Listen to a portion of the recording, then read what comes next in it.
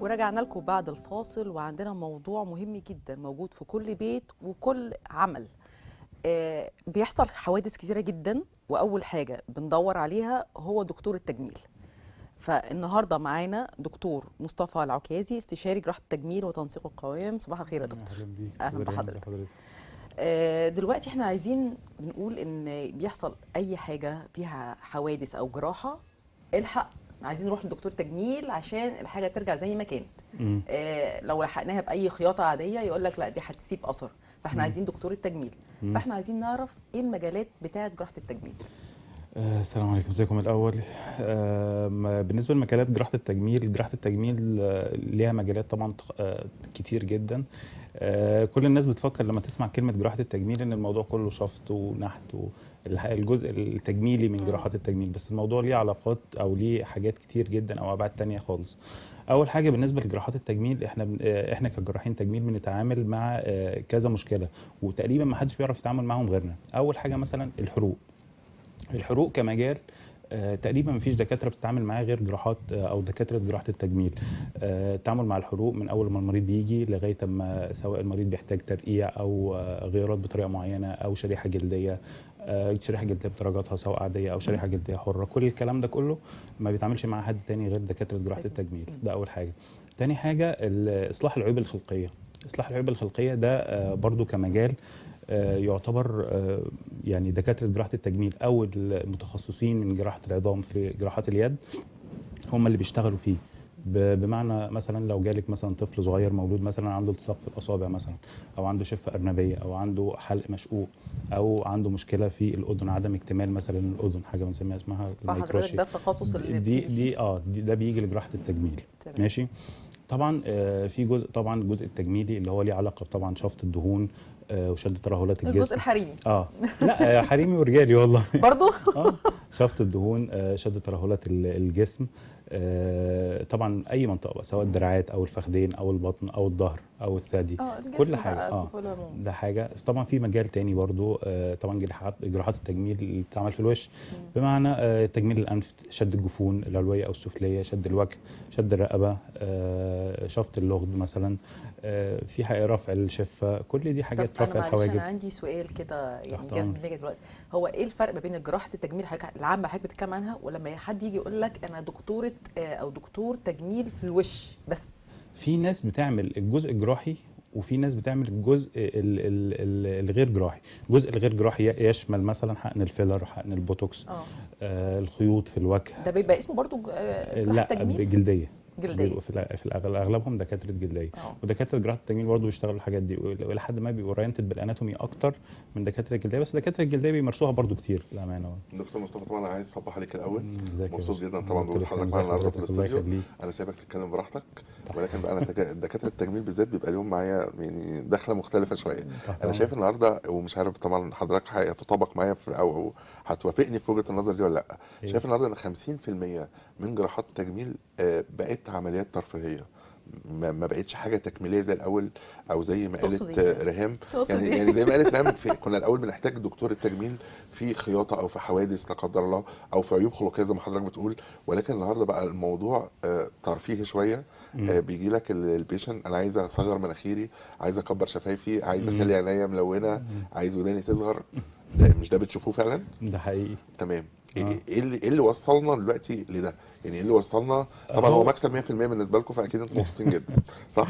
لا، هو دايما المريض بيدور على الحاجه اللي بتزود ثقته بنفسه، وبتزود رضاه عن نفسه وعن شكله وكده. فلما يبقى عنده رضا الى حد ما، بيبقى انتاجه بعد كده او شغله وراحته النفسيه طبعا بتبقى الى حد ما يعني احسن حاجه، فبيقدر يدي في شغله، يقدر يتعامل مع الناس كويس.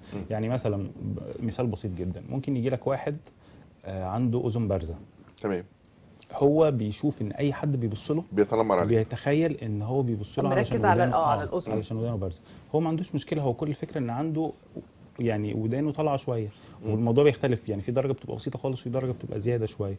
المريض ده يعني حله بسيط، ساعه في العمليات بنقدر نرجع له ودنه، يعني ترجع ورا لغايه البعد المناسب ما بين الودن وما بين الجمجمه، فيبقى شكلها كويس. انت فاهم؟ المريض حياته بتتغير تماما.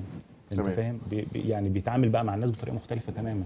ده مثال بسيط. بس دي حاله مرضيه، يعني انا بالنسبه لي دي حاله مرضيه مش ترفيهيه. ما هو انت لو جيت ناقشت اي مشكله في شكل جسم الانسان والامباكت النفسي بتاعها، هتلاقي ان الموضوع مرضي بنسبه كبيره، وانت محتاج ترضي الانسان دوت عشان يغير حياته وعشان يغير شكله، وبعد كده حياته تتغير ويقدر يتعامل مع الناس بطريقه صح. يعني اللي جايه تكبر شفافها ديت جايه عشان خاطر لا، في موضوع، خلي بالك دايما حوار الفيلر بالنسبه للشفايف هو حاجه مؤقته برضو. يعني في ناس بتحب انها تشوف تغيير بسيط، مثلا هيقعد مثلا 6 شهور او 9 شهور وخلاص ممكن ما وترجع تاني يكملوش للشكل. يعني ما انت يكملوش تاني. فاهم؟ عايز اخد سؤال تاني منك وبعد كده لو عاوزني امشي معلش. لا اتفضل يعني. ليه التخصص الوحيد اللي هو تخصص التجميل؟ يعني يمكن جراحه التجميل بتختلف شويه، ولكن تخصص التجميل عامه بيدخلوا ناس كتير قوي اللي هم المتطفلين على المهنه من غير الاطباء. ليه التخصص ده بالذات؟ يعني ماليش حد بيمتهن مهنه طبيب اطفال ولكن يقول لك انا متخصص تجميل. طب حضرتك يعني صفتك ايه؟ لا هو مش طبيب، ملوش اي علاقه بالموضوع. هو ربنا كرمه عنده حقنتين وعنده فيلر وعنده مش عارفه ايه، فبيلعب في وش الناس. بص، هو احنا هو الكلام ده ممكن يكون مع الجزء الغير جراحي من التجميل. تمام. انت فاهم؟ في ناس بتاخد دورات مثلا وبتتعلم الحقن وبتتعامل مثلا. ده صح؟ ده مش صح طبعا. انت فاهم؟ بس بالنسبه للشق الجراحي ما حدش طبعا، يعني في الغالب في الغالب لازم جراح هو اللي بيتعامل في حاجه زي كده.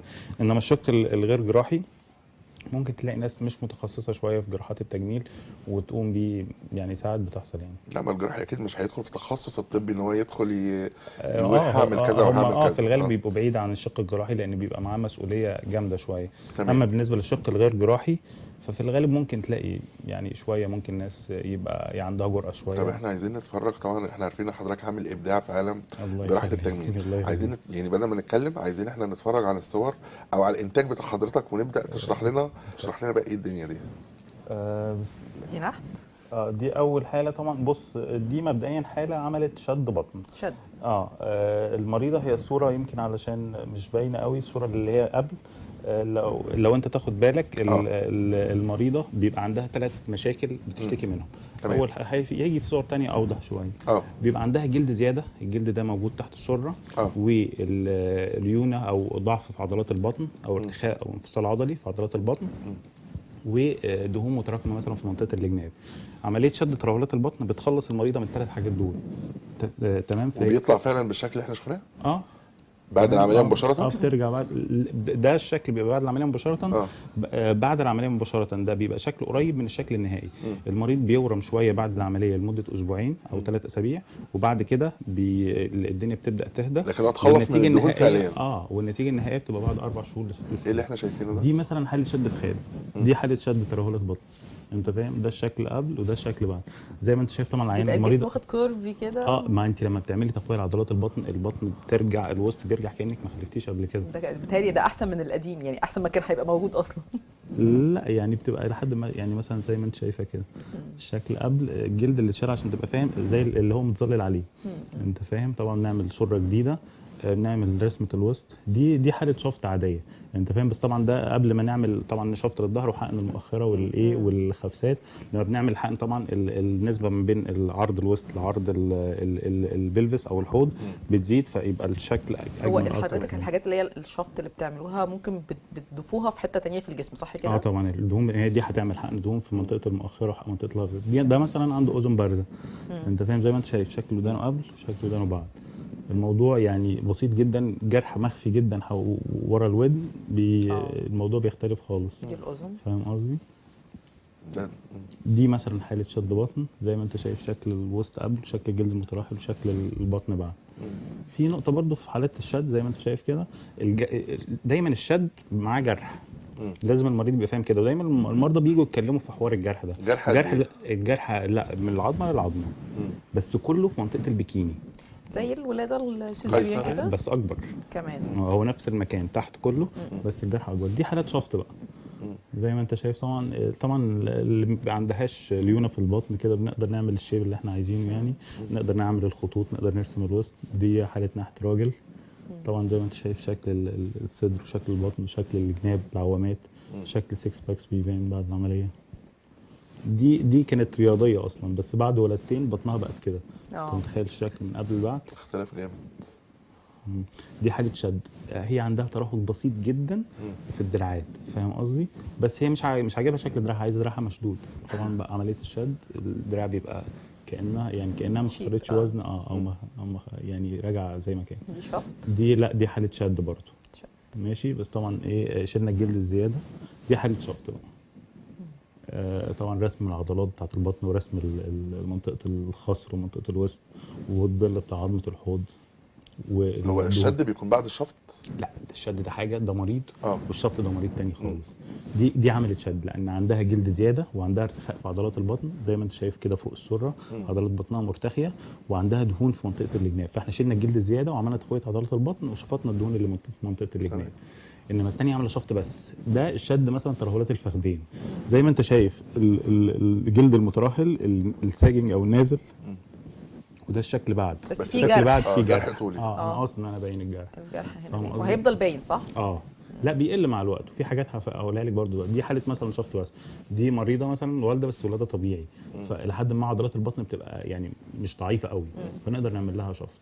دي حاله شد، دي تقريبا حاله احنا شفنا صورها قبل جوه العمليه، دي صورها بعد فتره.